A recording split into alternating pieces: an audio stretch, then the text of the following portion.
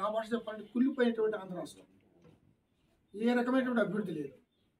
అలాంటి స్థితిలో మన చంద్రబాబు నాయుడు, పవన్ కళ్యాణ్ ఉమ్మడిగా కలిసి మన మోడీ గారిని కలుపుకున్నాం. అంటే వాళ్ళకి అవసరం లేదు, కానీ మనమే వెళ్ళాం. ఎందుకంటే జరిగేటువంటి అన్యాయాన్ని, మన రాష్ట్ర ప్రజలకు జరుగుతున్నటువంటి దురదృష్టాన్ని బాగు చేసుకోవాలంటే తప్పనిసరిగా కేంద్రంలో బీజేపీ ప్రభుత్వం యొక్క అండదండలు అవసరం.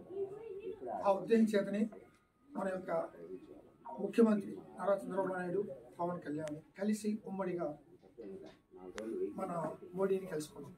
కలిసి ఉమ్మడిగా ప్రయత్నం చేశారు. దాని ఫలితమే ఈరోజు మన ఆంధ్ర రాష్ట్రంలో సమైక్య ప్రభుత్వంగా ఏర్పడింది. దీని పర్యవసానంగా కేంద్రంలోనూ మన ప్రభుత్వం ఉంది, రాష్ట్రంలోనూ మన ప్రభుత్వం. మనము నిధులు అవసరం. ఎందుకంటే అభివృద్ధి అనేది ఆషామాషి కాదు. అలాంటి అభివృద్ధిని మనం ముందుకు తీసుకుని పోవాలి అంటే తప్పనిసరిగా కేంద్రం నుంచి సహాయ సహకారాలు అవసరం. నిజంగా మనకు ఒక రకంగా చెప్పాలంటే మన అదృష్టమే, మన రాష్ట్ర అదృష్టం, లేదా మన ప్రజల యొక్క అదృష్టంగా నేను భావిస్తున్నాను. మీరందరూ నాతో ఏకీభవిస్తానని కూడా భావిస్తాను.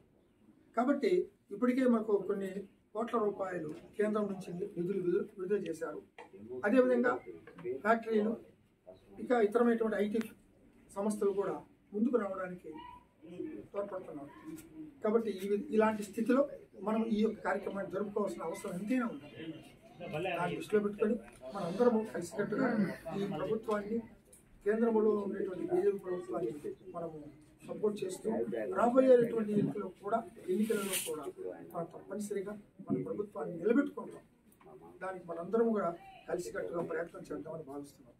ఈ సందర్భంలో ఒకే మాట చెప్పదలుస్తున్నాం. ఈనాడు మన దేశంలో కానీ రాష్ట్రంలో కానీ పథకాల్లో వాటర్ క్యాన్స్ కొద్దిసేపు ఉండండి. దాన్ని నిరోధించడానికి మన బీజేపీ కార్యకర్తలు, బజరంగ దళ వాళ్ళు, ఆర్ఎస్ఎస్ వాళ్ళు కూడా సమిష్టిగా ప్రయత్నం చేస్తున్నారు. మనం చూస్తున్నాం.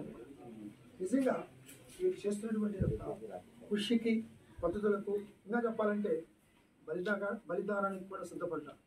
ఎందుకంటే వాళ్ళ సంఖ్య రోజు రోజుకు పెరుగుతూ ఉంది, మనం తగ్గిపోతుంది. ఇలాంటి స్థితిలో మన హైందవ జాతి సమైక్యంగా పోరాడాలి. అలా ఎప్పుడైతే మనం ముందుకు తీసుకుపోగలమో మనము మన హిందూ దేశాన్ని మనం కాపాడుకుంటాం. ఊరికినే కూర్చొని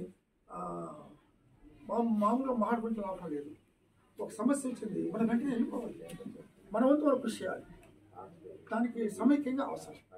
అలా ఉంటారని ఆశిస్తూ ఈ యొక్క కార్యక్రమానికి వచ్చిన పెద్దలందరికీ మరొకసారి నా యొక్క ధన్యవాదాలు తెలుసుకుంటూ, ముఖ్యంగా మన మండల అధ్యక్షుడు గండికోటి రామకృష్ణ గారు, నూకల పరమేశ్వరరావు, తర్వాత ఇతరమైనటువంటి మన రామసుబ్బారెడ్డి గారు, ఇంకా మన మధు సుబ్బయ్య గారు, మనోహరు సుబ్బయ్య, శ్రీనివాసులు, ఇంకా ఇలా అందరూ దయచేసి వాళ్ళు అనుకోవద్దు.